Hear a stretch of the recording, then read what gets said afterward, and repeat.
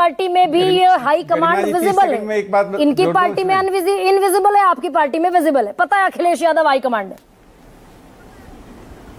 जी देखिए गरिमा जी, मैंने लगभग सबकी बातें सुनी हैं। जो आपका सवाल है और जो आपके दर्शक हैं वो बिल्कुल साफ है।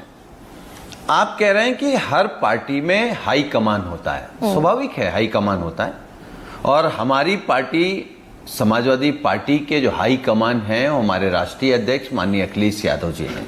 आपके लिए कोई दो राय होनी चाहिए, आप कम से कम उन्हीं के नाम पर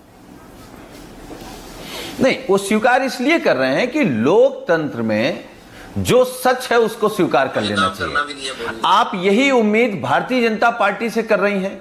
जो बीजेपी बाबा साहब के संविधान को न मानती हो, वो संविधान में जो लोकतंत्र और जो प्रक्रिया है उसको कैसे मानेंगे।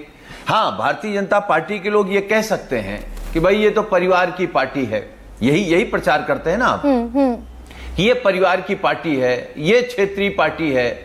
आप ये बताइए, जब समाजवादी पार्टी की सरकार उत्तर प्रदेश में थी तो क्या जो काम हुए हैं वो परिवार के थे? अगर मेट्रो आई, एक्सप्रेसवे बना, 19 लाख लैपटॉप बटे, या अंतरराष्ट्रीय स्टेडियम बना, कैंसर इंस्टीट्यूट बना, हाईवे बने, तो क्या परिवार के लिए बने? ये सर, अच्छा एक बात बताइए सुनील जी, ये हाईकमान कल्चर होना चाहिए क्या पार्टी के पास? जी भाई, एक आदमी सर्वे सर्वा है। जी सर, ओके सर। मैनपुरी से मैनपुरी से गरिमा जी, हाँ बताइए ना, कौन लड़ेगा ये अखिलेश यादव तय करेंगे? गरिमा जी, नहीं, पार्टी तय करेगी। अभी भी जब हम लोग कोई बात माननीय राष्ट्रीय अध्यक्ष जी से कहते हैं तो वो कहते हैं कि ठीक, पार्टी विचार करेगी। पार्टी विचार करेगी मतलब राष्ट्रीय अध्यक्ष जी विचार करेंगे, लेकिन पार्टी का मतलब यह होता है कि अकेला फैसला नहीं। वो कभी ये नहीं कहते ठीक हम विचार करके बताएंगे, वो हमेशा कहते हैं कि इस पर पार्टी विचार करेगी, पार्टी जो तय करेगी वो मानना है।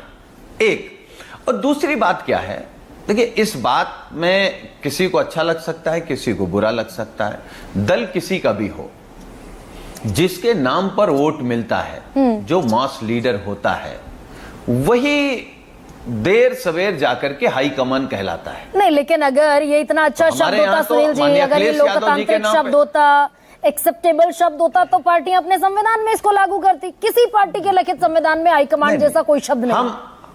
यानी ये तानाशाही, हिटलरशाही को एक तरीके से रिप्रेजेंट करता है। नहीं, देखिए ऐसा है, जो बात आप कह रही हैं गरिमा जी, हाई कमान कोई शब्द कहीं संवैधानिक नहीं है। तो ये हाई कमान तो किसी के लिए कहा गया होगा, उसके बाद वो परंपरा चल जाती है। राजनीति में कई चीजें परंपराओं पे चलती हैं, वो कहीं आपको लिखा पढ़ी में नहीं मिलेंगी।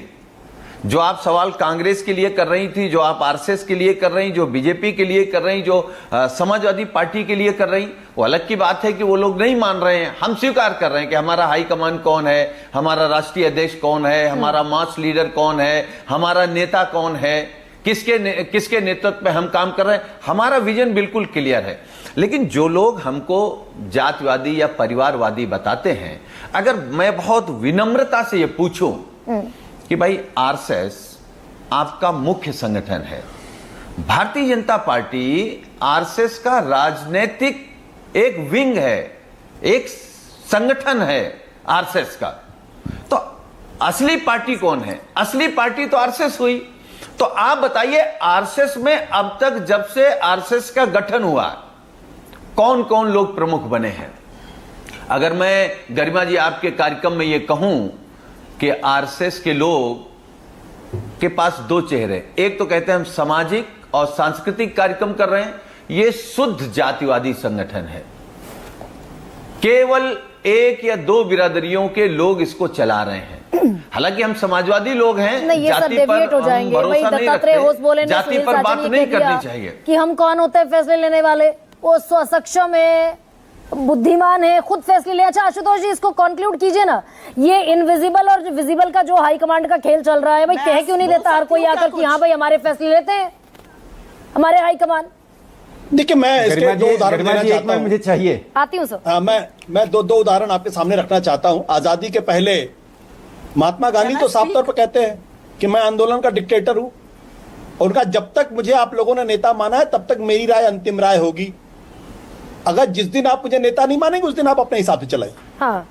जब जयप्रकाश नारायण के पास इमरजेंसी के पहले जब आंदोलन की शुरुआत हुई, लोग गए, राम बहादुर राय, गोविंदाचार्य जब लोग गए तो उन्होंने कहा देखिए आंदोलन का डिक्टेटर मैं रहूंगा, मेरी बात अंतिम राय होगी।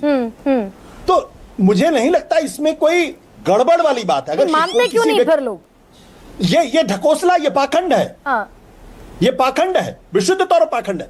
भाई नरेंद्र मोदी जी को जब 2013 में चुना गया पार्टी के नेता के तौर पे, तो जब तक वो हैं तब तक उनकी राय मानी जाएगी, तब तक उनकी ही चलेगी, किसी और की नहीं, जो चलनी भी नहीं चाहिए। स्वीकार कर लेना भाई कि जेपी नड्डा हाईकमांड है। सुप्रिया 10 सेकंड दे पाऊंगी मैं, सिर्फ 10 second please please sum up yourself in 10 seconds. मैं तो सिर्फ इस मंच से यह सवाल पूछना चाहती हूं कि आरएसएस क्या है? आरएसएस क्यों नहीं रजिस्टर है? एक ट्रस्ट है, वो सोसाइटी है, वो वॉलंटियर ऑर्गेनाइजेशन है, क्या है वो? ना इनकम टैक्स एक्ट के अंतर्गत आती है, ना central goods and service tax के अंतर्गत आती है, ना कंपनीज एक्ट के अंतर्गत आती है, ना वो सोसाइटीज रजिस्ट्रेशन एक्ट के अंतर्गत आती है। ये कौन है? ये जो बड़े बड़े कार्यालय इनके बन रहे हैं, ये किन ट्रस्ट की जमीनों पे बन रहे हैं? अच्छा ठीक है सुप्रिया, एक सेकंड, इसका पता क्यों नहीं चलता? ठीक है, ये सामाजिक चेतना का काम करेंगे। इनका एक अध्यक्ष, इनका एक ये सामाजिक चेतना सर कह दीजिए मुझे। एक बात मुझे भी पूछनी है, चेतना की बात करते हैं। देखिए उन बातों पर जाने से पहले मैं दो छोटी बातें कहूंगा। देखिए पूछिए जरा। देखिए एक दो छोटी बातें मैं कहूंगा। देखिए कांग्रेस सहित कांग्रेस, आपको कैमरा दिखता है क्या कांग्रेस का? अरे भाई रुकिए ना। अपने बारे में कांग्रेस सहित सभी पार्टियों में दिक्कत होगी। प्रोफेसर राकेश सिन्हा, आज माफी दीजिए, मैं अगली बार आपका समय समाप्त करूंगी, लेकिन कुल मिलाकर हाईकमांड है, संविधान में नहीं है, लेकिन असलियत में धरातल पर